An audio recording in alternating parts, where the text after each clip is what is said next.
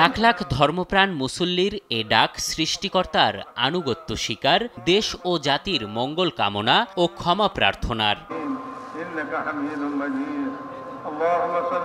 শুরাই নেজাম অনুসারী মাওলানা জুবায়ের আহমেদের সঙ্গে দুহাত তুলে আল্লাহকে ডেকেছেন বিশ্ব ইজতেমার প্রথম পর্বে অংশগ্রহণকারীরা।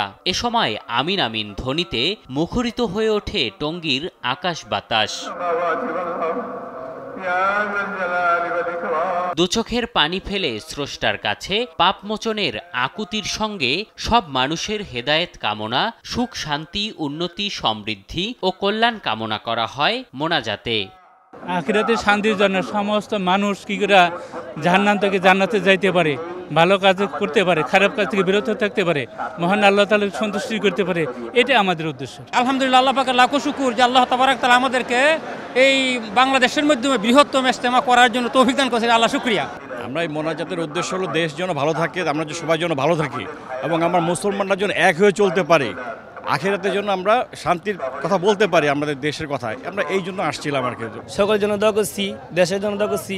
আল্লাহ তাআলা যাকে যার দ্বারাতে আলেম ওলামার নেতৃত্ব যাতে প্রতি বছরই এই ইজতেমাটা যাতে পরিপূর্ণভাবে হয়, এই দোয়াটাই আল্লাহ তাআলার কাছে করছি। আল্লাহ তাআলার কাছে আমাদের জীবনের যত চাওয়া আছে এবং আমরা যেন হেদায়েত পেতে পারি, হ্যাঁ, এই সম্পর্কে আল্লাহর কাছে আমরা দোয়া চাইছি। আর আল্লাহ যেন দুনিয়ার সকল মুসলমান ভাই বোনদেরকে 5 ওয়াক্ত নামাজিওয়ালা বানায় দেয় এবং সকল গুনাহ থেকে মুক্তি রাখে। সারা বিশ্বের মুসলমান সবাই একত্রিত হয়েছে এখানে। ভ্রাতৃত্বের যে বন্ধন, একে অপরের সাথে দুঃখ সুখ মিলে একতা হয়ে কাজ করার যে শক্তি, এখান থেকে এই শিক্ষাটা আমরা হাসিল করতে পারি। তুরাগ তীরে 3 দিনের ইজতেমায় বিশ্বের নামকরা মুরব্বীদের বয়ানে দ্বীনি শিক্ষা গ্রহণ করেছেন তাবলিগ অনুসারীরা, আর তা মানব জাতির মাঝে ছড়িয়ে দিতে এখান থেকেই নেমে পড়বেন অনেকে। আমি আজমাইনের মতন আমরা সবাই যদি চলতে পারি, ওইভাবে জানি আমাদের আমল আখলাত হয় এবং আমাদের যাতে নবীর সুন্নাত তরিকা চলতে পারি, এইটাই আমাদের শিক্ষা দিচ্ছে এখানে। আমি এখান থেকে শিক্ষা নিলাম যে একটা মুসলমান ভাই, কালিমা হারা মুসলমান ভাই, তাকে কিভাবে কালিমার দাওয়াত দেওয়া যায়।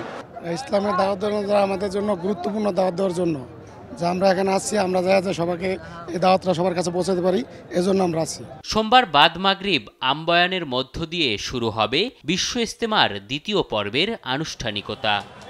নফসের দাসত্ব ছেড়ে আল্লাহর দাসত্বে ফেরাতে টঙ্গীর এ তুরাগ তীরে প্রতি বছর বিশ্ব ইজতেমার আয়োজন।